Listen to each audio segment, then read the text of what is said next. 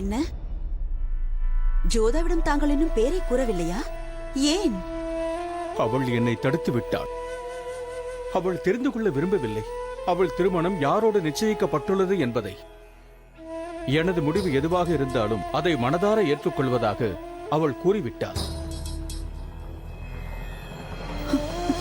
நம் மீது அவ்வளவு நம்பிக்கை கொண்டிருக்கிறாள் அவள்.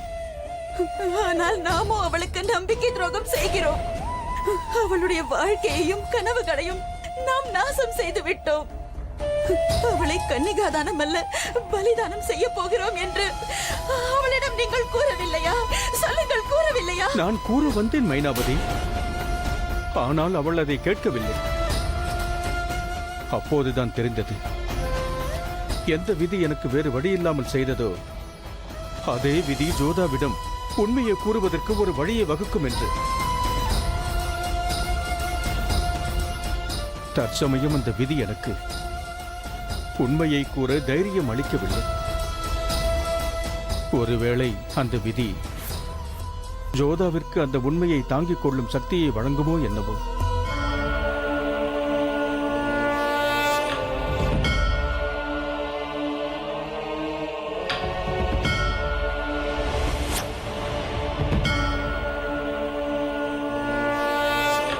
காளி மாதா, உனது லீலைகளை யாரும் புரிந்து கொள்ள முடியாது.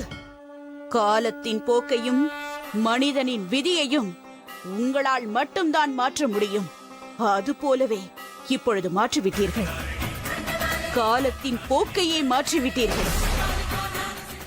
இதுவரை நடக்காதது இப்பொழுது நடக்கப் போகிறது. இரு தனி மனிதர்கள் அல்ல, இரு நாடுகள் அல்ல, இரு துருவங்கள் ஒன்றாக போகிறது. அவர்கள் சேர்ந்து செய்ய போகும் விஷயங்கள் ஒப்பிட முடியாத அளவிற்கு நிலைக்கப் போகிறது.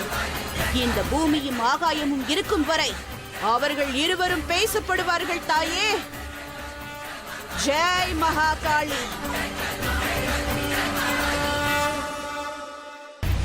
ராஜகுமாரி ஜோதாவிற்கும் ஜலாலுக்கும் நடைபெறும் திருமணம் நாடெங்கும் தீ போல் பரவியது. இந்த விஷயம் குறித்து அனைத்து ராஜபுத்திர மன்னர்களும் பார்மல் மீது அதிருப்தியில் இருந்தனர். அதில் ஒருவர்தான் வரலாற்றில் மாவீரனாக கருதப்பட்ட சிசோத்தியா வம்சத்தைச் சேர்ந்த மேவாலின் அரசன். முகலாயர்களை கண்டு நடுங்கும் அதிவீர புஜ பராக்கிரமசாலி, ராஜபுத்திர மன்னர்களிலேயே மாவீரனாக கருதப்பட்ட மகாராணா பிரதாப் சிங்.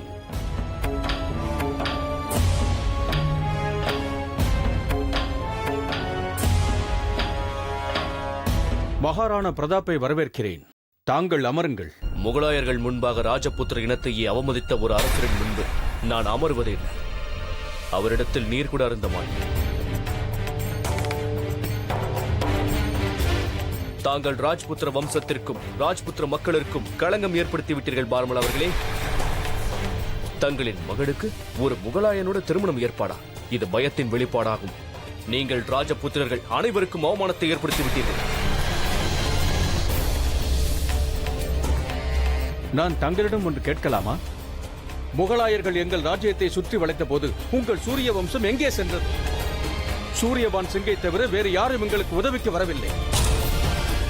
எங்கு சென்றீர்கள்? எனது மகன்கள் மூவரையும் கைது செய்யும் போது அனைவரும் எங்கு சென்றீர்கள்? ஷெரீஃபுதீன் எங்களிடம் உள்ள நகை பணத்தை அள்ளிச் சென்ற போது. மற்றவர்களை பற்றி எனக்கு தெரியாது. தாங்கள் மட்டும் யுத்தத்திற்கு எனக்கு செய்தி அனுப்பியிருந்தால் நான் நிச்சயம் உங்களுக்கு துணையாக இருந்திருப்பேன். ஆனால் தாங்களோ செய்தி அனுப்பவில்லையே. திருமணத்திற்கு வருமாறு நான் ஒன்றும் அழைப்பு விடுக்கவில்லையே. பிறகு ஏன் வந்தீர்கள்? என்னால் வராமல் இருக்க முடியாது. ஏனால் இது உங்கள் தனிப்பட்ட முடிவு மட்டுமல்ல. இதில் அனைவரும் சம்பந்தப்பட்டிருக்கிறோம். இது ராஜபுத்திரர்களின் விஷயமாகும். நமது கோட்பாடுகளை நீங்கள் மண்ணோடு மண்ணாக்கி விட்டீர்கள். நமது மானம், மரியாதை, கௌரவம் அனைத்தையும் முகலாயர்களிடம் விட்டுவிட்டீர்கள். தாங்கள் இவ்வாறு பேசாமல் இருப்பதே நல்லது.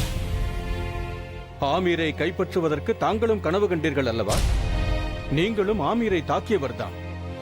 யார் தனது சொந்த அண்ணன் சக்தி சிங்கின் உயிரை பறிக்க நினைத்தாரோ அவருக்கு வம்சத்தின் கௌரவத்தை பற்றி பேச சற்று மறுகதை இல்லை. மோசமான ஒரு சூழ்நிலையில் ஒரு முகலாயர் மட்டுமே எனக்கு துணையாக வந்தார். நான் என்ன கூற வருகிறேன் என்றால், ஆமீரில் இருக்கும் மக்களை காப்பாற்றுவதற்காகவே நான் அவர்களோடு கைகோர்க்க வேண்டியதாயிற்று.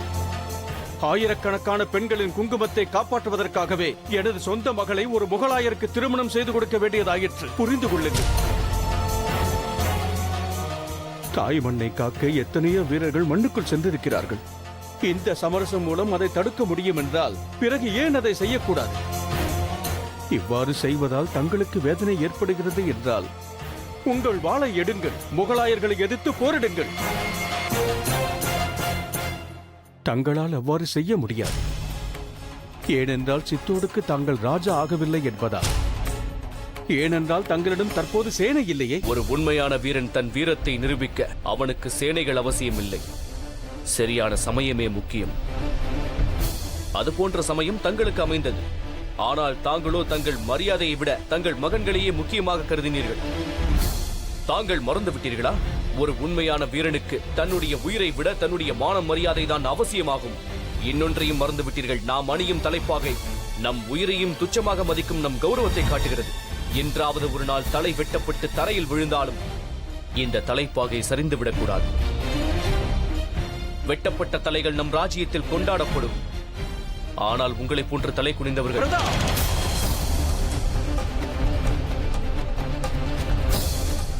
தாங்கள் தங்களது எல்லையை குரலை உயர்த்தாதீர்கள். எவன் ஒருவன் எதிரி முன்பு தலை குனிந்து நிற்கின்றானோ அவன் குரல் ஓங்கி ஒலிக்க கூடாது. உங்களது குரலையோ தங்களது தலையையோ தங்களது தலைப்பாகையோ உயர்த்துவதற்கான தகுதியை தாங்கள் இழந்து விட்டீர்கள். சரித்திரத்தில் வீரர்களின் பெயர் பொன்னெழுத்துக்களால் பொறிக்கப்படும். ஆனால் உங்கள் பெயரோ கருப்பு வண்ணத்தில் தீட்டப்படும்.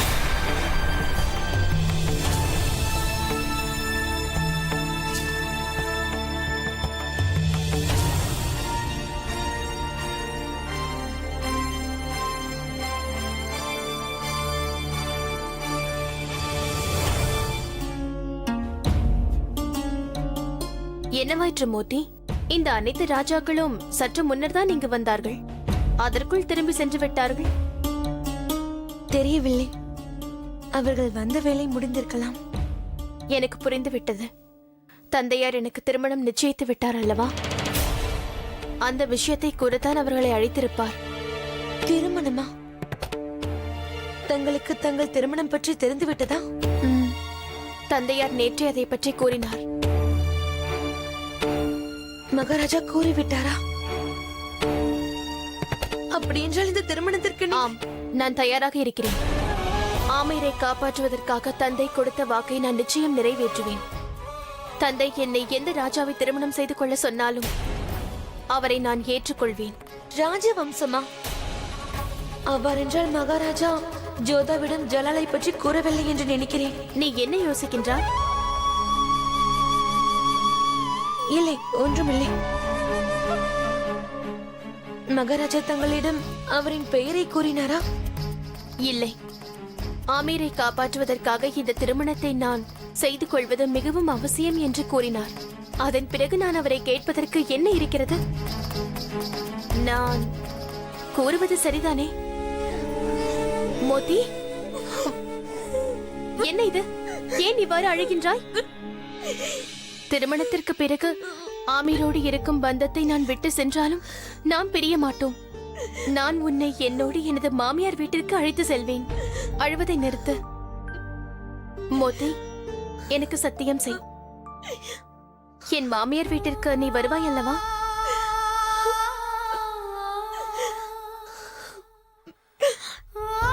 நான் தங்களுக்கு வாக்களிக்கிறேன். உங்களுடைய நிழல் போல் நான் எப்பொழுதும் உங்களுடனே இருப்பேன். என் சகோதரர்கள் சீக்கிரம் வந்துவிட்டான். அதன் பிறகு என்னுடைய மனம் அமைதியாகும்.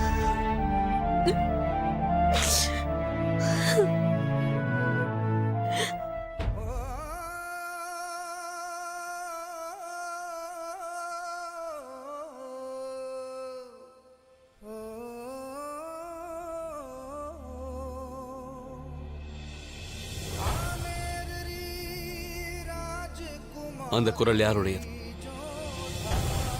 ஷேன்ஷா, தற்சமயம் நாம் ஆமீரின் எல்லையில் இருக்கிறோம். நாடோடிகள் யாரோ ராஜபுத்திர பாடல் பாடுகிறார்கள். அவர்களை உடனே இங்கே அழைத்து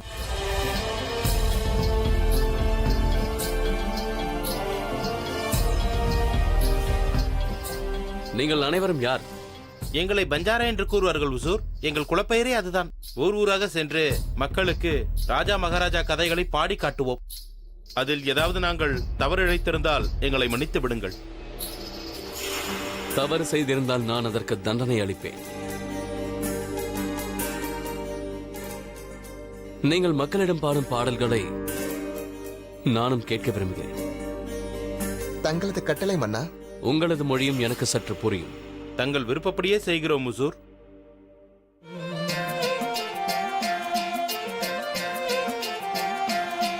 ओ रंग रंगीले रणवीरारी थाने कथा सुनावा, एक लजवंती रा गुण गावा और सांची सांच बतावा। जी जी आ मेरी राजकुमारी जोधा सब जग से अलबेली, और रूप देख के चंद लजाए सूरज छुपे अदरी बदरी। होंठ तो जैसे कमल पंखुरी, होंठ तो जैसे कमल पंखुरी, माथे नखट सजावा। जी जी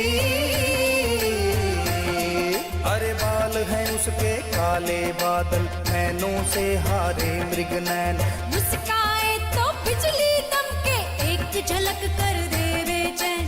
चले मोरनी जैसे ठुमक कर, चले मोरनी जैसे ठुमक कर, बोले रस घुल जावा। जी जी जी जी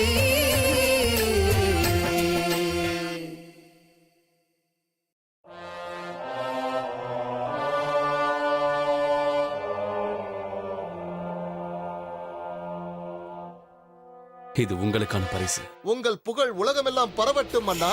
நீங்கள் ஆமீரின் ராஜகுமாரியை புகழ்ந்து பாடியதற்காக நான் இதை உங்களுக்கு பரிசாக கொடுக்கிறேன். ஆனால் ஒன்றை மறந்து விடாதீர்கள். இனி ஆமீரின் ராஜகுமாரியை பற்றி எங்கேயாவது புகழ்ந்து பாடினீர்கள் என்றால் பிறகு பாடுவதற்கு உங்களுக்கு நாக்கு இருக்காது. உங்கள் அனைவருக்கும் நான் கூறியது புரிந்ததா?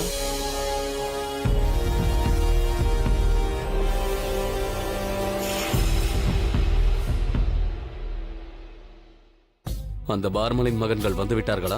இல்லை சர்க்கார். நான் தங்களது கட்டளையை பற்றி ஷெரீஃபுதீனிடம் கூறினேன். ஆனால் அவர் அதை நிறைவேற்றவில்லை. ஷெரீஃபுதீனிற்கு உடனடியாக தகவல் அனுப்புங்கள். அவர் எங்கிருந்தாலும் எந்த நிலைமையில் இருந்தாலும் உடனே என் கண் முன்னே இருக்க வேண்டும். ஆகட்டும் ஹுசூர். இன்னும் நேரம் இருக்கிறது. ராஜபுத்திரரின் அதிருப்தியை சற்று பரிசீலிக்கலாம். ஜோதாவின் வாழ்வு நரகமாகாமல் பார்த்துக் கொள்ளலாம். நாம் ஜோதாவிற்கு பதிலாக யாராவது தாசியை அனுப்பினால் என்ன? இந்த யோசனை நன்றாகத்தான் இருக்கிறது.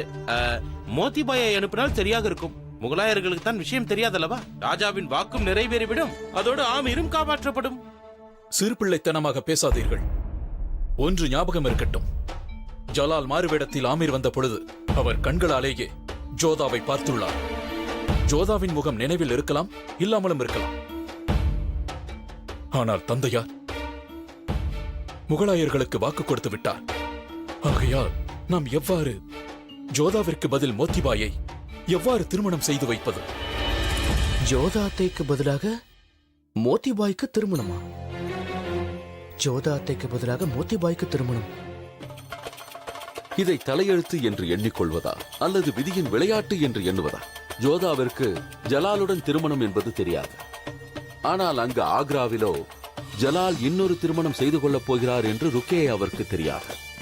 வா, எவ்வளவு சிறப்பாக இருக்கிறது. தாங்கள் மறந்து விட்டீர்கள். இந்த நகையைத்தான் அன்று ஆமீரின் ராஜகுமாரி ஜோதா யாத்திரைக்கு வரியாக செலுத்தினார்.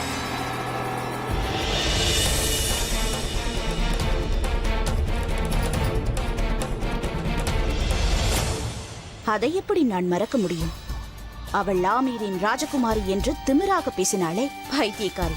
பாவம், இப்பொழுது தாசியாகி இருப்பாள். ஷரீஃபுதீனின் வீட்டில் வேலை செய்யும் பெண்ணாக மாறியிருப்பாள். தாங்கள் விரும்பினால் இது போன்ற நகையை தாங்களே செய்து கொள்ளலாமே.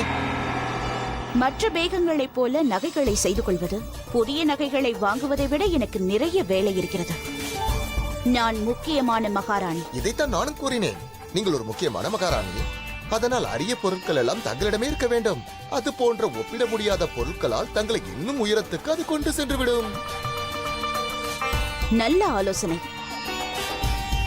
ஷெகன்ஷா ஒவ்வொரு ராஜ்யங்களாக ஜெயித்துக் கொண்டு வருகிறார். அதனால் ஒவ்வொரு ராஜ்யத்திலிருந்தும் ஞாபகார்த்தமாக எனக்காக ஒன்றை வாங்கி வருவார். நீ ஒரு வேலை செய், எனக்காக இதை போல இன்னொன்றை செய். ஞாபகம் இருக்கட்டும், அது பார்ப்பதற்கு இது போலவே இருக்க வேண்டும்.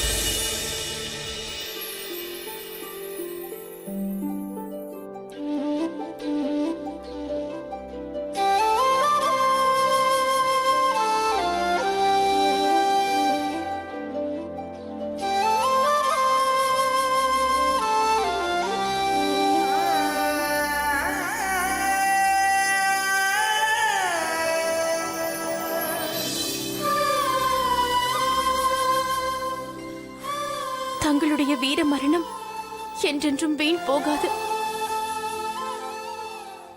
என்னை திருமணம் செய்து கொள்ளப் போகின்றவர் முகலாயர்களை எதிர்ப்பவர்களுக்கு அவர் உதவி செய்ய வேண்டும். என் 3 சகோதரர்களையும் அவர் காப்பாற்றியுள்ளார். இனி அவர்தான் தங்களுடைய நிறைவேறாத ஆசையை நிறைவேற்றப் போகிறார். இந்த ஆபரணம் மிகவும் அழகாக இருக்கிறது அத்தை. இது மோத்திபாய்க்காகவா? மோத்திபாய்க்கு எதற்காக? அவருக்கு திருமணம் நடக்கப் போவதாக தந்தையார் கூறினாரே. மோத்திக்கு திருமணமா? இப்பொழுது புரிகிறது. அண்ணன் என்னிடம் கூறினார், அவள் என்னோடு சேர்ந்து என் புகுந்த வீட்டிற்கு வருவாள் என்று. நீ அதை இவ்வாறு புரிந்து கொண்டாய் போலிருக்கிறது. தாங்கள் ஒரு வீரனையே கேலி செய்கிறீர்கள் அத்தை. அப்படியா? தவறு நடந்து விட்டது வீரர் மான்சிங் அவர்களே. தங்கள் அத்தையை தாங்கள் மன்னிக்க வேண்டும். அது சரி, இந்த வீரர் இங்கு எதற்காக வந்திருக்கிறார்? வீரன் காப்பாற்றத்தானே வருவான். அதே போல நானும் எனது அத்தையை காப்பாற்ற வந்தோம். நீ எனது அண்ணனைப் போலவே இருக்கின்றாய்.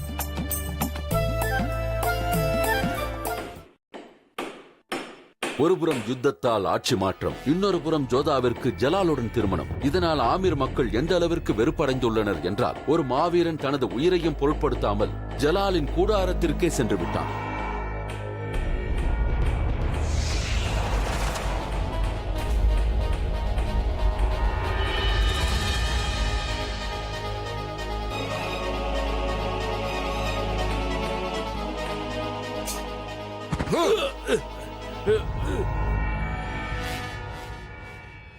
நான் யார் என்று தெரியுமா? ஷெகன்ஷா ஜலாலுதீன் முகமது. சரி, நீ யார்? ஒரு சிறு சிறு வேலைகளை செய்பவன். எனது வேலைகளில் ஒன்று கூடாரம் அமைப்பது. சேவகன்தான், ஆனால் எனக்கல்ல. ஷெஹன்ஷாவின் கூடாரம் அவர் வருவதற்கு முன்பாகவே அமைத்தாக வேண்டும் என்பது உனக்கு தெரியாது.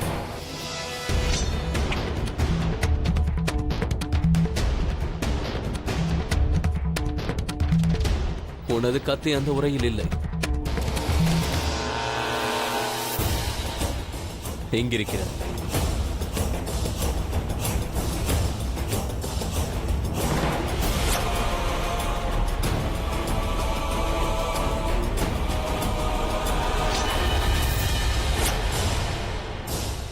ஒரு சிறு கத்திக்காக எதற்கு இத்தனை வாழ்வு? முதலில் நீ யார், எதற்காக இங்கு வந்தாய் என்பதை கூறு. நான் ஒரு ராஜபுத்திரன். எங்களது ராஜகுமாரி ஒரு முகலாயனை திருமணம் செய்து கொள்வது எனக்கு சிறிதும் பிடிக்கவில்லை. அதனால் தான் உன்னை கொல்வதற்காக நான் இங்கு வந்தேன். நிறுத்துங்கள்!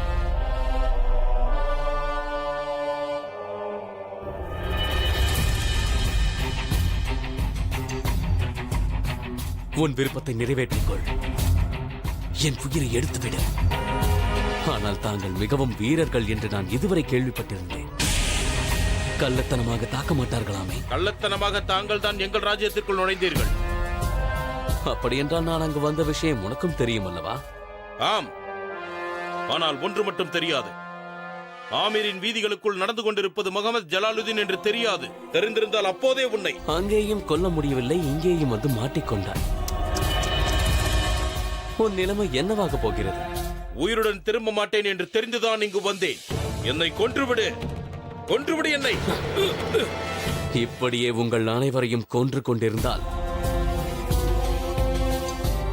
ஜோதாவை நான் திருமணம் செய்து கொள்ளும் போது எங்களை ஆசீர்வதிக்க உறவு என்று கூற யார் இருப்பீர்கள்? இவனை விட்டு விடுங்கள், போகட்டும். என்னுடைய வருங்கால மாமனார் பார்பல் அவர்களுக்கு ஒரு செய்தியை கூறு. விரைவிலேயே அவரது மகளை நான் திருமணம் செய்து கொள்ள வந்து கொண்டிருக்கிறேன்.